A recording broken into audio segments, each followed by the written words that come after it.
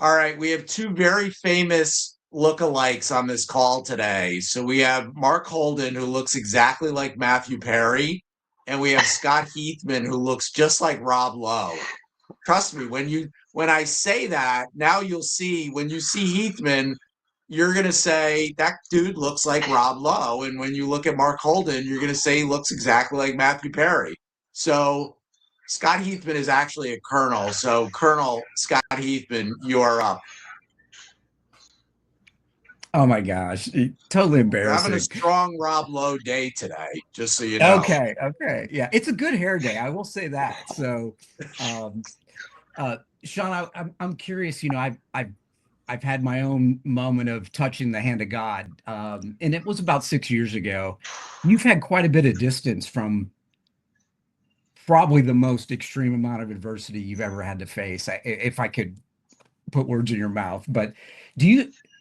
I think it's interesting that some people think like, okay, a lot of time has passed.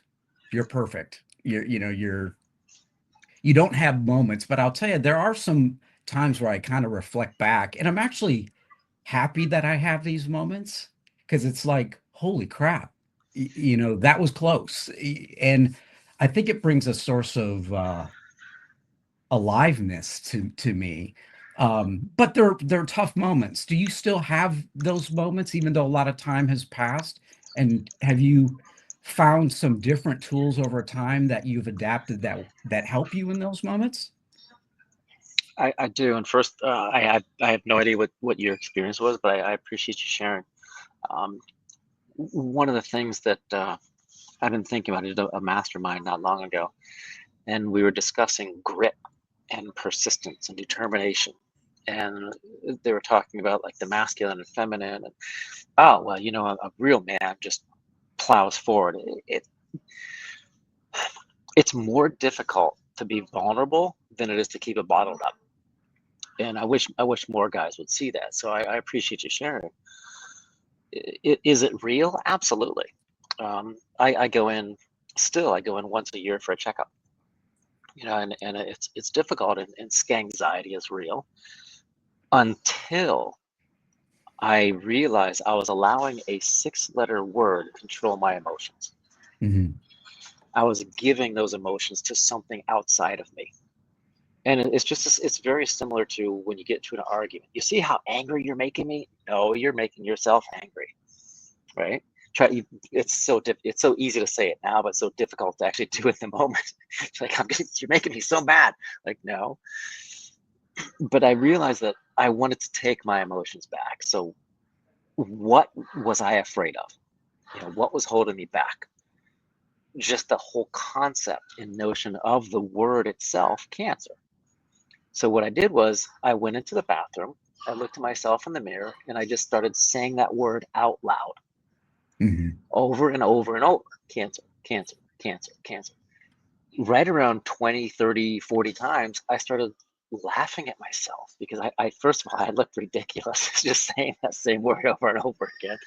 But then I also realized the more it passed my lips, the less control it held over me. So that helped me get that control back by getting it out. So I don't know what your personal experience is, but if you do have something that's holding you back, just lock yourself in the bathroom, look at yourself in the mirror because it's just you and you, right? And the voices in your head, not the ones that where they need to stick you in the padded round room, but the ones where you're talking to yourself and just say that word. For me, cancer, cancer, cancer, cancer. Slowly it comes out, and slowly, like I said, it has less control over you.